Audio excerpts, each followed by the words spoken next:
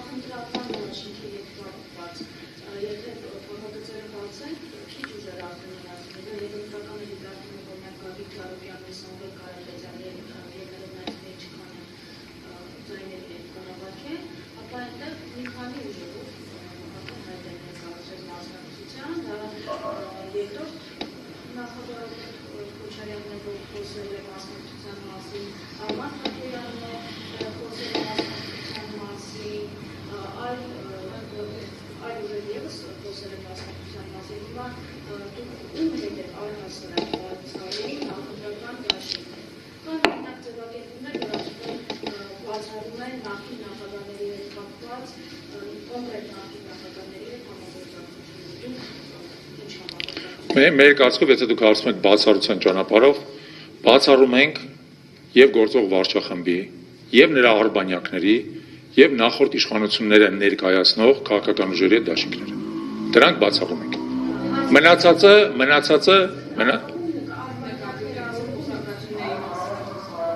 օրինակ գործող վարչախմբի ակնհայտ արբանյակը Հանրապետություն կուսակցությունը, որը գործող վարչախմբի դաշնակիցնաքաղաքական Երևանի քաղաքապետարանում։ Բացարձակ արբանյակն է, դեպ ինչ-որ իմաստով գործող վարչախմբի ավելի բանն է, ռադիկալ տարբերակն է։ Իրենց հետ եւս բացառում ենք։ Ասացի արդեն նախկին իշխանություններ ներկայացնող քաղաքական ուժերին մենք եւս բացառում ենք։ Բացառում ենք, այո։ Այո։ Այդ արդեն դուք ձեր գլխում հաշվարկեք։ Ես կներեք, էլի ես ձեզ արդեն ասացի, որ մենք չենք կարող բացահայտել այսօրվա բանակցությունների նյուանսները, մենք դա կարող ենք անել այն ժամանակ, երբ որ այդ բանակցությունները հաջողությամբ ավարտի հասցվեն, եւ ձեր դեմ մենք կանգնած դրա մասին կասենք։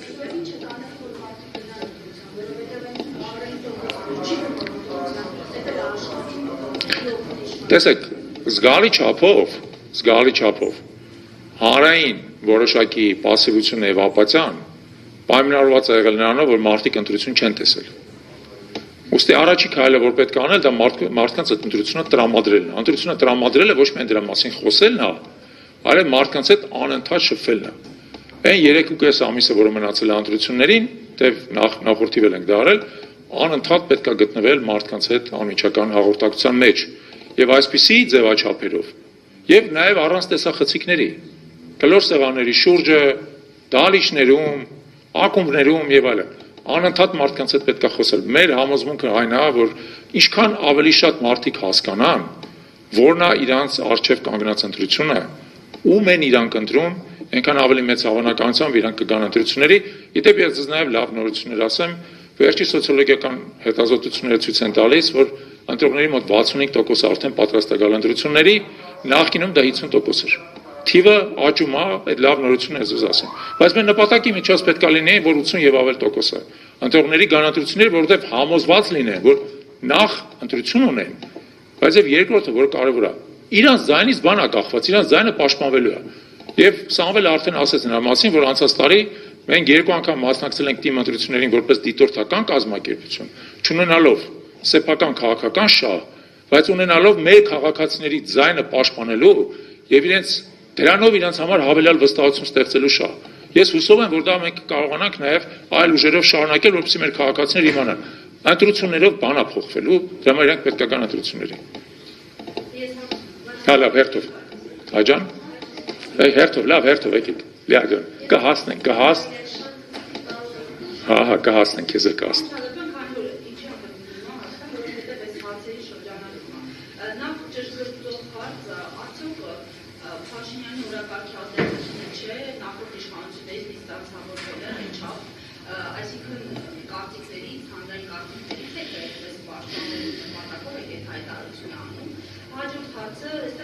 Եկեք մի հարցին պատասխանենք, հետո հաջորդ հարց։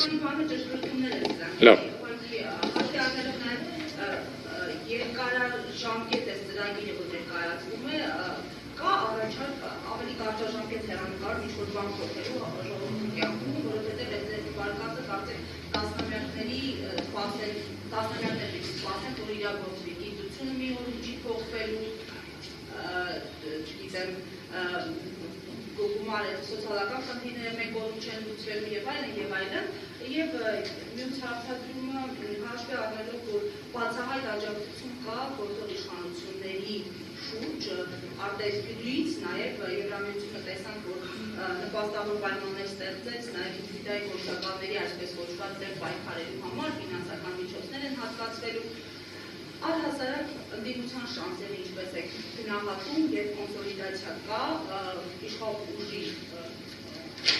նկատմամբ վերընտրության շանսերի նկատմամբ եւ նաեւ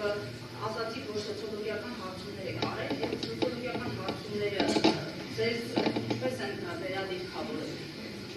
Էլ հարց չունեք։ Հիմա ձեր հարցից որին ես պատասխանեմ։ Ասեք որից սկսենք։ Եկեք տեսեք, էլի նախկին ուժերի մասին հարցը։ Սա լուրջ հարց է։ Այո, այս վարչախումբը բնականաբար որոշակիորեն շարունակաբար թիրախավորել է նախկին վարչակարգի ուժերին, բայց նաև պետք է հաշվի առնել հետևյալը։ Այստեղ ներկաներից շատերը նախկին վարչակարգի ժամանակ են ունեցել նրա նկատմամբ քննադատական, իսկ ոմանք նաև ընդդիմադիր վերաբերմունք։ Դա նոր չի մեր մոտ։ Դուք կարող եք օրինակ ունկնդրել դեռևս 15 թվականին իմ կողմից տրված հարցազրույցը նոր սահմանադրության ընդունման կապակցությամբ, որում ես ծայրահեղ քննադատական դիրքորոշում եմ դրսևորել եւ այդ գործող նոր սահմանադրության եւ նրա ընդունելության ձևի հետ կապված։ Ուստի այն, որ մենք հիմա ուզում ենք ըստ էության նոր էջ բացել մեր երկրի պատմության մեջ, պայմանավորված է նրանով, որ այն մեթոդները, որոնք այն ժամանակ օգտագործվել են, ոչ միայն այլևս ակտուալ չեն։ Նրանց վերակենդանացումը վնասակար է լինելու մեր երկրի համար։ Պարզապես վնասակար է լինելու։ Չենք ուզում էլի անցյալի կրկնությունը պետք չի եւ ընդհանրապես ասած հայտնի է էլի, որ անցյալը չի էլ վերադառնի։ Պետք չի հետ գնալ։ Մեզ պետք է առաջ գնալու համար պետք է ինչ-որ պահի ուղղակի հստակ դիստանցավորվել, ասել դուք սենց եք, մենք նենց ենք։ Դուք սենց եք, մենք նենց ենք։ Սա է մեր տարբերությունները։ Մի հատ պարզ համացան վրա ձեզ ասեմ։ Նախորդ վարչախմբի ժամանակ Հայաստանում կոռուպցիայի ընկալման համաթիվը եղել է մոտավորապես 35-36, որոշ տարիների երբեմն 33, գիտեք, սա ընդհանրական մինչև 100 միավոր է, ու լավագույն երկրները մոտավորապես 90 են հասնում, սկանդինավյան երկրները։ Այս վարչախմբի օրոք դա բարձրացել է 49-ի, հիմա ընկել է 46, հիմա հետընթաց է գնում։ Հիմա կներեք էլի, մենք որ գանք իշխանության, մենք չենք ուզում, որ կոռուպցիայի ընկալումը նորից վերադառնա 35-ի։ Մենք ուզում ենք, որ կոռուպցիայի ընկալման համաթիվը բարձր լինի 60-ից, հասնի 70-ի։ Մենք դառնանք մաքուր պետություն։ Մաքուր պետություն, այդ կոռուպցիայի էջը փակենք, որովհետև այդ կոռուպցիան քաղցկեղի պես մեր երկիրը 20 տարի քայքայել է, 20 եւ ավել իրական։ Անկախությունից ի վեր քայքայել է, որ բերել է նրան, որ այս վարչախմբի, այս ապազգային վարչախմբի դեմ դուռը բացել մտնելու։ Այդ դուռը պետք է փակել, որպեսզի երբեք այլևս այսպիսի ապազգային ուժեր չկարողանան իշխանության գալ։ Դրա համար այդ կոռուպցիայի այդ բանը պետք է փակել։ Լավ։ Մյուս հարցերն էլ հիշացրեք էլի։ Արտաքին ուժերի աջակցությունը, նայեք։ Արտաքին ուժերի աջակցություն ակնհայտորեն կա։ Եվ դա շատ ցավալի է, որ կա արտաքին ուժերի աջակցությունը, որովհետև դա մեր երկրի գործերի մեջ բացահայտ, անթաքույց միջամտություն է։ Բացահայտ։ Երբ որ մարդիկ պարզապես դրամաշնորհներ են տալիս, դե ֆակտո հենց մեր դեմ պայքարելու համար, դա կարծում եմ, որ ընդհանրապես ասած նաև դրամաշնորհ տվողներին է իհարկե վարկաբեկում, բայց իհարկե խաղի պայմանները ծայրահեղ կերպով անարդար է դարձում, հասկանալ է։ Հիմա ինչ անենք մենք այդ պայմաններում։ Հանձնվենք իհարկե ոչ։ Պետք է շարունակենք գնալ առաջ, դա ուղղակի նշանակում է, որ հայտնի բան կա Ալիսայի մասին հեքիաթում։ Որ ասում է, գիտեք ինչ, ասում է, այս մեր աշխարհում, որպեսզի դու տեղում կանգնած մնաս, պետք է անդադ վազես։ Իսկ եթե ուզում ես առաջ շարժվես, պետք է 3 անգամ արագ վազես։ Դա նշանակում է, այո, որ մենք 3 անգամ արագ պետք է վազենք, որ կարողանանք այս ընտրություններում հասնենք իշխանափոխության։ Շատ դժվար լինելու, անկասկած, ոչ մեկս այդ իմաստով պատրանքներ չունենք։ Պատրանքներ չունենք, որ ընտրություններից անմիջապես առաջ կարող է փորձեն, ասենք, մեզ ընտրություններից հանել, կամ այլ ընդդիմադիր ուժերի հանել։ Ինչ ասես կարա լինի։ Վաղարշապատի ընտրություններից 1 օր առաջ մեր դիտորդական նախաձեռնությունը փորձում են չեղարկել։ Մենակ հետևողական պայքարը մեր բոլորի 10 ժամից ավել տևած նիստը բերեց նրան, որ չկարողացան, ձախողեցինք դա։ Հիմա այդ է իրավիճակը, հասկանում ենք, որ սա ինչ-որ իմաստով նաև մեծ կռիվ է, այդ կռվին մասնակցողը չպետք է էլի մտածի, որ բազմոցին նստած կարող է հաջողության հասնել։ Հիշացրեք հարցը։ Հա, կարճաժամկետ ծրագրերի մասին, տեսեք։ Նախ այդպես չի, որ մեր ծրագրերը 20 տարվա են։ Այն ինչ որ մենք այսօր ձեզ ներկայացրել ենք 5 տարվա ծրագրեր են, դրանցից ոմանք ավելի կարճաժամկետ են, օրինակ, կենսաթոշակների բարձրացումը 50%-ով հաշվարկված է 2 տարվա համար եւ դրա հետ կապված մենք արդեն բավական մեծ ավալի հանրային հաղորդակցություն ենք իրականացրել, մեր հաշվարկներն ենք ներկայացրել, ցույց ենք տվել, թե պետական բյուջեի ինչպիսի ռեսուրսներ է դրա համար պահանջելու եւ իդեպ այդ ռեսուրսները որտեղից է պետք է հայթայթել։ Դա կարելի է 2 տարում անել։ Կամ օրինակ իմ ընկեր Հրայր Կամենդացյանը ասաց նրա մասին, որ չեղարկելու ենք նպաստների, այսպես կոչված բարեփոխման, այս երկրում չարափոխումները որպես կանոն բարեփոխում են, չէ՞ ներկայացում։ Այդ նպաստների բարեփոխման վարչախմբի կողմից նախաձեռնված ծրագիր է։ Դա շատ կարճաժամկետ բան է, հուլիսի 1-ից թույլ չենք տալու, որ դա գործի։ Ուստի կարճաժամկետ բաներ կան, բայց իդեպ ասեմ ձեզ նաև, ձեր հարցին պատասխանելով։ Մեզ պետք չի գայթակղություն ունենալ, որ շատ հարցեր կարելի է կարճաժամկետ լուծել։ Մեր խնդիրները հաճախ խորն են, եւ իրանք հետեւողական, միջնաժամկետ եւ երկարաժամկետ ուժումներ են պահանջում, որպեսզի նոր իրավիճակի դուրս գանք։ Բայց դրա հնարավորությունը եթե դու տեսնում ես, կարևոր է որ սկսես այդ քայլերը անել հիմա, որպեսզի 5 տարի հետո դու արմատապես նոր իրավիճակի դես։ Հա, խնդրեմ ձեր հարցը։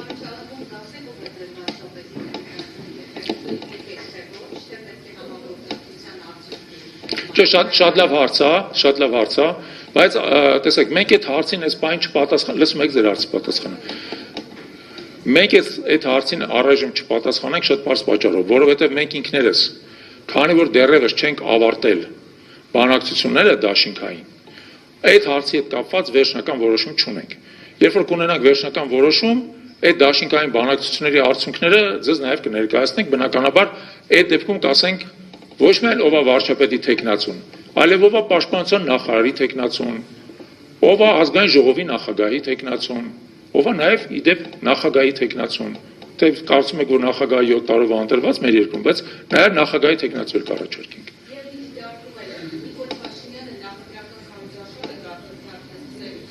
Արդեն վաղուց։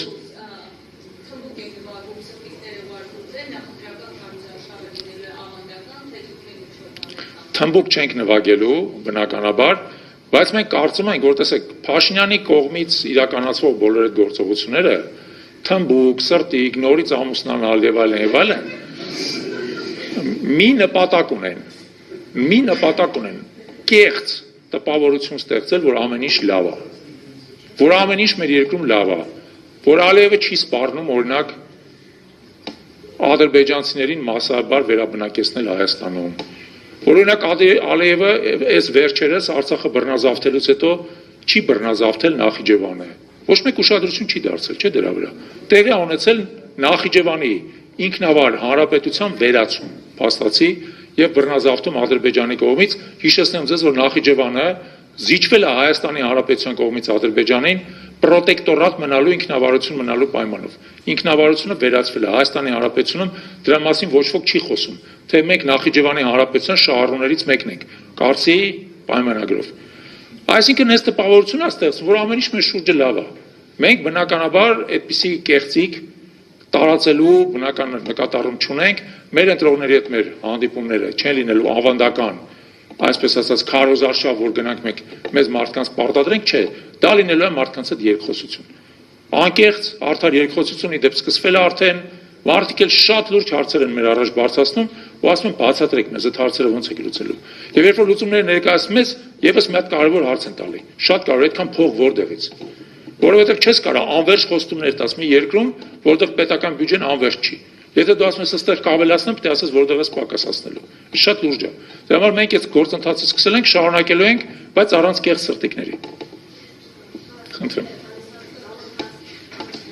Դուք ախր ամեն աճն եք նստած, է։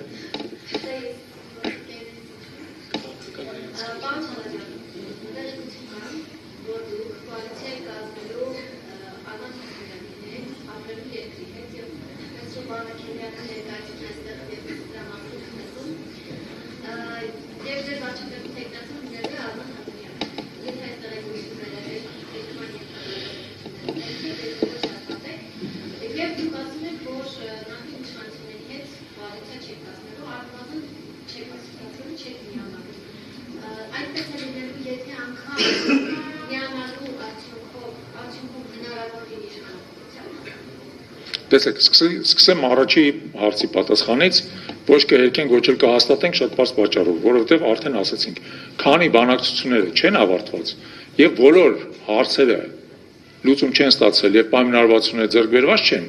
չի կարելի խոսալ հատվածական որևէ բանի մասին։ Չի կարելի խոսալ, որովհետև դա բանակցային էթիկայի խախտում է։ Բանակցությունները ընթանում են նաեւ ավելի լայն շրջանակով, քան դուք նշեցիք, իդեպ ավելի լայն շրջանակով են ընթանում, բայց նրանց արդյունքների մասին կհայտարարենք այն ժամանակ, երբ որ այդ արդյունքները հաստատված կլինեն եւ կլինեն թղթի վրա, որպեսզի հետ քայլ չլինի, որպեսզի մենք ձեզ չհաստատեցնենք եւ այլն։ Երկրորդը, ինչ վերաբերվում է նախկին իշխանություններին, մեր տվյալներով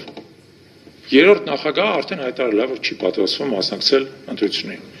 Առաջին նախագահի ուժը մասնակցում է ընտրություններին, բայց մեր, այսպես ասած, նախնական դիտարկումներով առանձնապես, այսպես ասած, մեծ ոնց որ բան չի ստացել, հա, այնպես թափ չի ստացել առայժմ իրանց ընտրաշավը։ Երկրորդ նախագահի կողմից դեռևս հստակ չի, թե ով է գլխավոր լուծուցակը, երկրորդ նախագահը ինչ դերակատարում է ստանձնել եւ այլն։ Ուսեք եք սպասենք, ամեն մեկը թող իր քաղաքական հայտը հստակեցնի, այդ դեպքում կվերադառնանք ձեր հարցին, բայց ես արդեն ասացի, նախընտրական դաշինք մենք իրանց հետ բացառում ենք, նախընտրական, իսկ հետընտրական, արդեն նրանից հետո երբ որ մենք կհայտնվենք ազգային ժողովում, որպեսզի տեղի ունենա իշխանափոխություն, պետք է լինելու ամենայն հավանականությամբ տարբեր ուժերի միջև համագործակցություն, ինչպես դա տեղի ունեցավ Գյումրիում, բայց ես ձեզ նաև հիշեցնեմ, որ Գյումրիում համագործակցության բավական սպეციფიկ ֆորմատ ընտրվեց։ Որոշ խմբակցություններ իրենց ձայները տվեցին նոր քաղաքապետ ընտրելու, բայց պատասխանատվություն չստանձնեցին նրա գործունեության համար։ Հիշում եք։ Ուստի ես ուզում եմ ձեզ ասեմ նաև, որ հետընտրական զարգացումների տարբեր տարբերակներ կան։ Իշխանափոխությունը պարտադիր պետք է տեղի ունենա,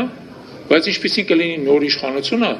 առաջին հերթին ուզում եմ նույնիսկ հիշեցնեմ, կախված կլինի մեր ժողովրդից, թե մեր ժողովուրդը ում ինչպիսի մանդատ կտա։ Մեզ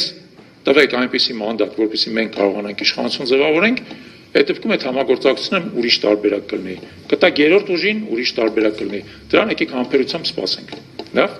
այլ հարցեր։ Խնդրեմ։ Մի քիչ բարձր։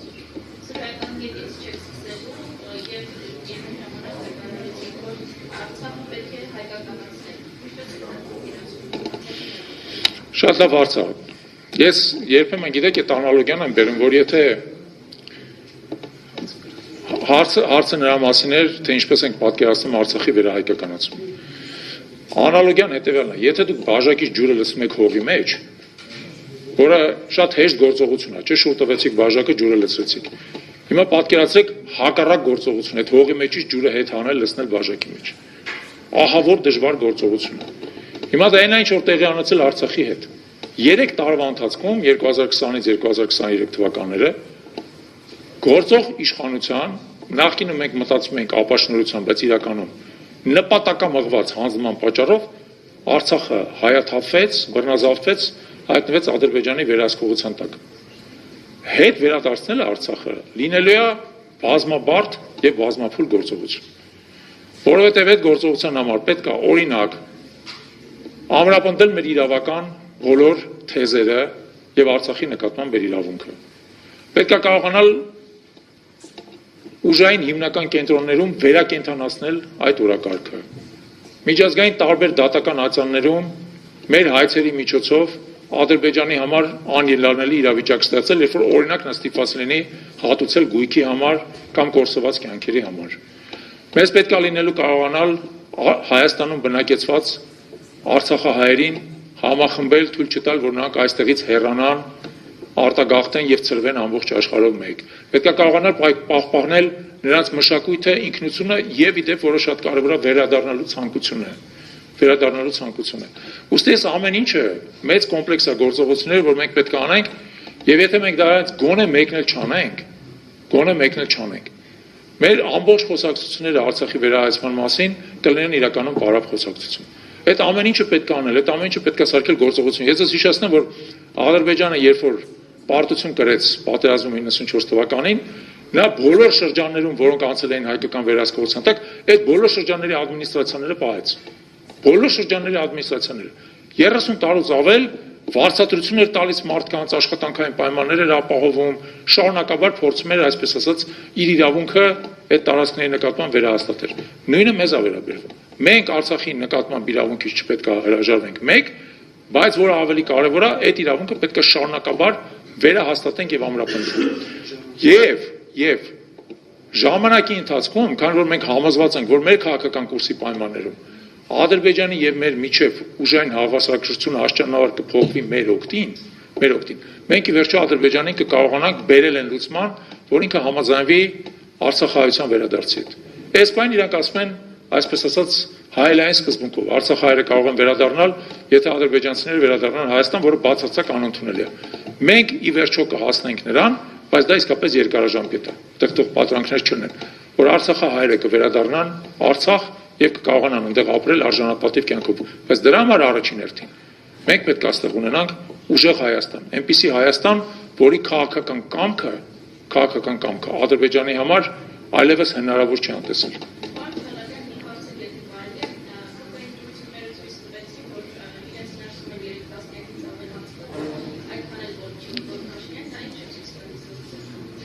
Ոչ մի հատուկ բան, իմ ընտրություններն են այդպես եղել։ Մենք էլ երբ որ անում էինք համակարգող ընտրությունները, մոտավորապես 10%-ը մեր խորհրդի անդամների ինձ դեմ է քվեարկել, ես դրանը ոչ մի սարսափելի բան չեմ տեսնում, ի դեպ այդ 30-ը, որ դուք ասում եք 900-ից է, չէ՞ մոտավորապես։ Առավել եւս։ Այդ ես կարծում եմ, որ դա նորմալ է։ Պետք չի դրա մեջ հատուկ բան փնտրել։ Պետք չի։ Լավ, այլ հարցեր։ Այդ դեպքում թույլ տվեք ձեզ շնորհակալություն հայտնել այսօրվա հանդիպման համար եւ շարունակելի։ Շնորհակալություն։